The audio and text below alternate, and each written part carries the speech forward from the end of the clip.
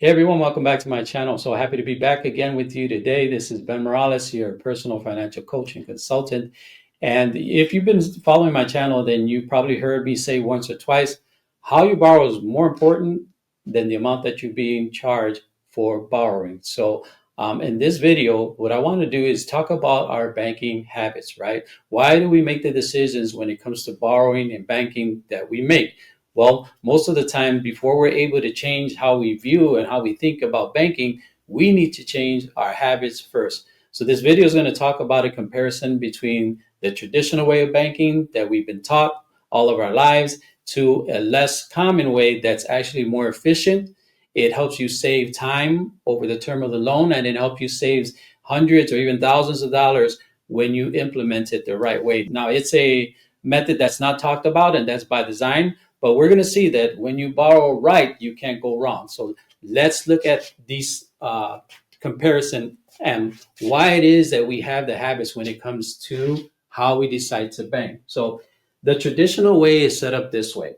In the traditional way, let's say that this is going to be an auto loan, and the auto loan is going to be for $35,000, right? Now, under the traditional way, this person, this is their income, their expenses. They have a cash flow of $1,000, right? So $1,000 is a good enough cash flow, and then particularly if this is a product that you need a car, you got to get to work. Maybe you're driving Uber, whatever it might be that you need a vehicle for.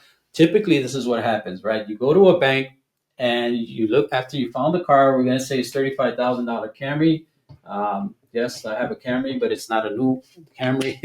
So it definitely wasn't $35,000. But this is, let's say that's what it costs. Maybe it's a Camry, maybe it's the RAV4, whatever the case might be.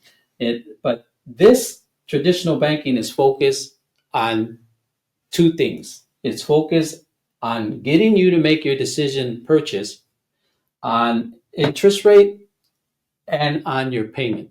That's why, I don't know, I did buy a car just last year. And one of the things that the dealer asks you is, what kind of payment are you looking at, right? They want to know what kind of payment you're looking at because they want to make sure that they fit in that target number with what you're willing to pay, right? Now, you might get that payment, but you might be charged a higher rate for a longer time, or you might be charged a lower rate for a shorter time. They're really not going to care which you decide to go with. They just want to know what payment you're comfortable with, and then they're going to put you in that payment. You as a consumer, you're going to be interested on the interest rate because you've been taught that a low interest rate is actually a good thing, right? Another problem, or I should say a characteristic of the traditional banking method is that when you do this, it's called a loan, right? And that loan is closed-ended, right? So what happens there with a closed-ended loan, that means that you're going to start it on a particular date, and whether it's a 5-year term like this one is, 5 years are over, you have to make the minimum payment every single month, and then it's done. Now, because it's a 5-year loan, it's on a 5-year schedule and it's amortized formula. What does that mean? Well, let's say you decided throughout the course of the 5 years that every 6 months you're going to send an additional $100 or you're going to send an additional payment. Well, if you did that every 6 months, on the seventh month, what would your payment be? Your payment would be the same as if it was the first month that you were paying because it's amortized. It doesn't change. It doesn't drop the amount of your payment, even though you make an extra payment every 6 months. It doesn't change it, right? Here's another thing another characteristic of the traditional banking method is the $5,000 down payment, right? Let's say, again, this scenario, the person has $5,000, they've saved $5,000, and now they're going to go buy this vehicle. They put the $5,000 down. So yes, essentially, this is the loan is for 30,000, right? So it's a 30K loan because they use the 5,000 as a down payment. What's the challenge with that? Well, once you use the 5,000, it's gone. You will never get that back again. How do you get the 5,000 back?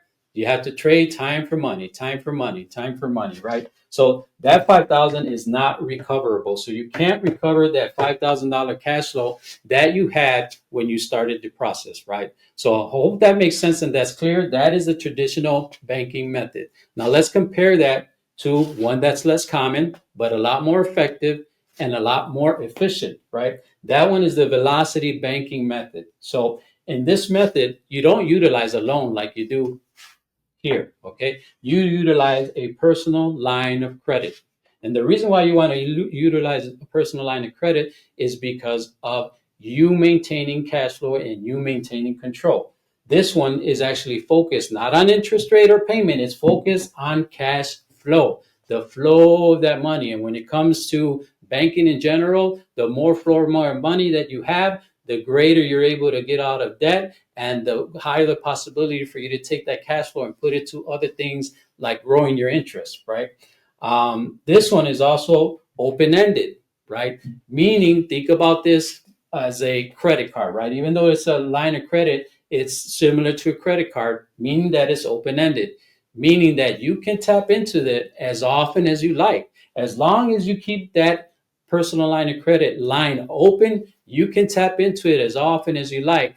You can also make payments to it as often as you like. So it's going to always be focused on cash flow, which is going to give you a great, great advantage. Okay.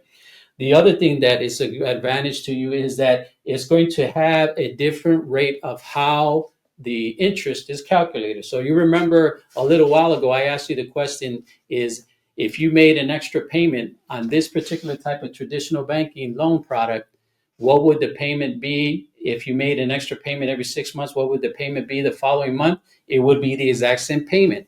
Not here, right? Because when you send additional funds to the line of credit, the extra cash flow starts to impact what you are paying on a daily basis because the interest is calculated here, not up front, right? Not at the beginning, but on a daily basis. So you can look at it this way. The bank has to wait to the end of that day to calculate how much interest charge they should charge you, right? So not only is that interest charge going to be different for that day, as you make payments throughout the course of the month, it's going to be different for every day. So it's going to help expedite and help make that payment a lot faster.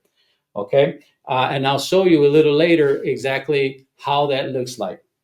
And then one of the other great advantages here is you control your payoff schedule, right? So when you're doing velocity banking, because you're maintaining control of your cash flow, you're also maintaining control when your payment schedule is. I mentioned to you earlier, this one, same payment, beginning of the month, same amount, same time, same day. This one, you control your payoff schedule. So let me ask you this.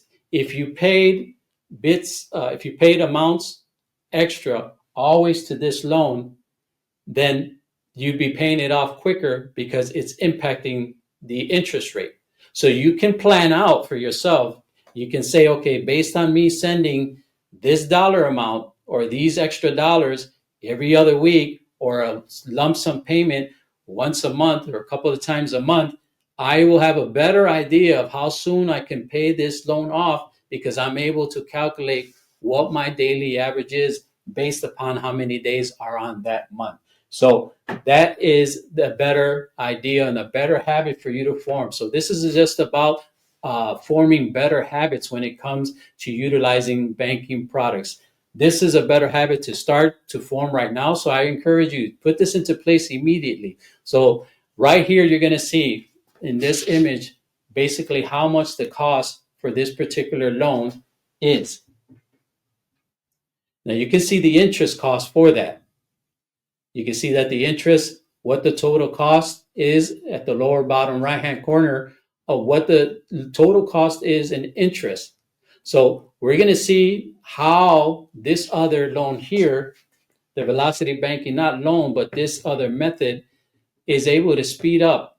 And we're going to see actually how much in total interest cost is also going to cost and what time it took them to achieve that. So remember earlier I said that one of the advantages of doing it the velocity banking way or the non-traditional method is that you maintain control of the cash flow and you also can control your payoff date. That's what this is showing here. So in the traditional way, you take the $35,000 loan, you put your $5,000 deposit down, and the loan gets written up and you start making payments on it the next month or the next 2 months after that. With the velocity banking way, what happens is that that same $35,000 now is a line of credit, right? We know that the interest rate is 9.24. So because the interest rate on that line of credit is calculated on an average daily balance, when we do that calculation, we're going to get this total dollar amount, which is, I'll read out the calculation to you, is uh, $35,000 times 9.24%. Okay. Then you take that number and you divide that by 365 days. That is going to give you a daily cost. Okay. In this case, if the loan or if the line stayed at $35,000, the most in interest that would be paid is $2,772.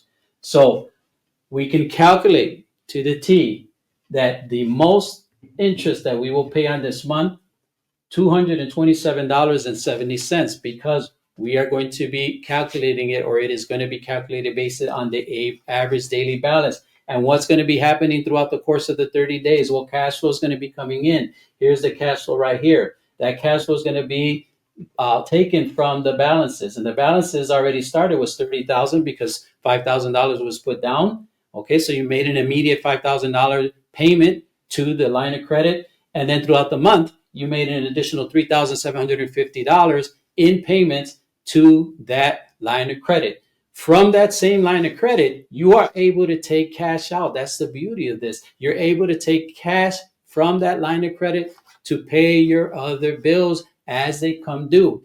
And if you do the line of credit and you do it with the same bank, right? If you have a checking account and a line of credit with the same bank, you're not going to leave your funds in the checking account. You're going to move them immediately. As soon as you get paid, you move your funds over to the line of credit, and then you start paying bills from there, which means that interest rate is being impacted, right? So there's going to be less time that the interest will be at its maximum dollar amount, which is $35,000.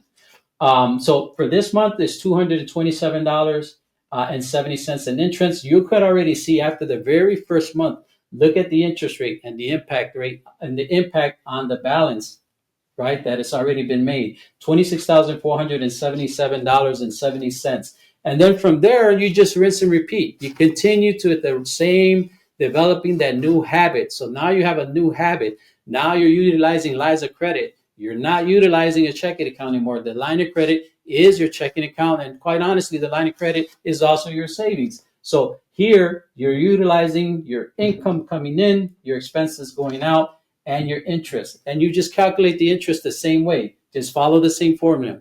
9.25 times the interest rate equals whatever that is, divided by 365, and you get your per day cost. It's a beautiful thing. You're able to know exactly how much that interest is costing you throughout the course of the month. So what I did is I just broke it down for 12 months. Okay. So after 12 months, okay, which is just phenomenal. After 12 months, this is the balance on the loan after 12 months. Now, I went back and looked at my notes, and we're going to look at what the actual rates, the first year in interest. So we're going to look at the interest for the first year, which is $2,096.22. If we follow this process, right, this rinse and repeat, like I always say, process, that's going to give us a payoff date of 27 months. 27 months compared to the 5-year term that the traditional banking system, right, that the habit that they want us to follow and keep and follow along with them, that's what's going to, that's how long it would have taken. But this one is $2,096 for year number 1. Okay, year 1. And then year 2, it's another additional $1,180.80, meaning that in the first 2 years is $3,277.02. There's a couple of more months, again, 3 more months that it takes to pay off the loan. But when you compare the savings, this is year 2. I forgot to write that down. Year 2. When you compare the savings and interest, it's actually going to be a difference, not an additional, but it's going to be a difference of, in terms of the interest within the first year and then paying it off with just over the second year, savings of $1,180 $105.07. So you remember at the beginning, when the introduction of this video, I told you that this, although it's less common, right? This method, although it's less common, can save you hundreds or even thousands of dollars in interest rate. Look at how much we were able to save. So we save time, we save dollars, and one of the most beautiful things as well is we retain that reusability of the line of credit.